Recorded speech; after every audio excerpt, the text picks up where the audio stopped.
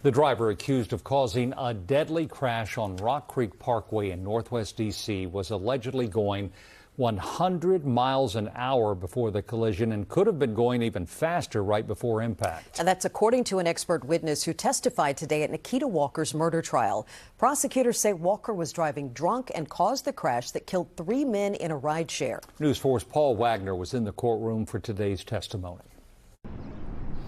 Good evening. An expert witness testified he was able to extract data from Nakita Walker's Lexus showing her speed that night.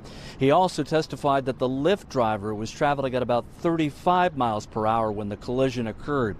The jury also heard from the medical examiner who told the court that all 3 men died from blunt force trauma. The man in the blue suit and glasses is Francisco Diaz. He is the chief medical examiner for the District of Columbia. On the witness stand today, Diaz told the court all 3 men suffered multiple fractures of their legs. One suffered a fractured skull, and they all had internal bleeding.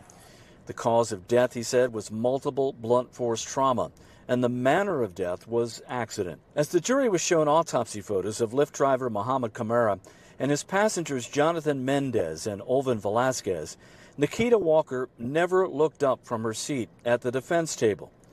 Last week, News 4 aired portions of 3 police body-worn camera videos shown to the jury.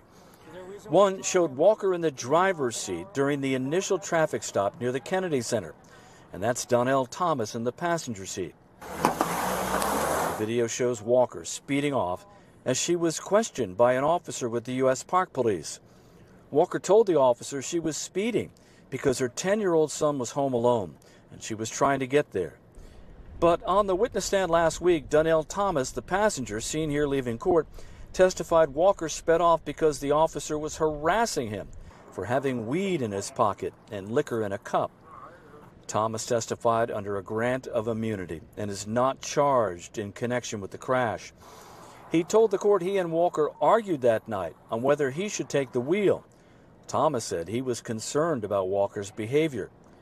Today in court, a man who came upon the crash scene before the police arrived that night testified he pulled Walker out of her car. That's Walker on the ground, lying in the middle of the road. But last week, Thomas, testifying for the prosecution, said it was he who pulled Walker out of the car that night after the crash.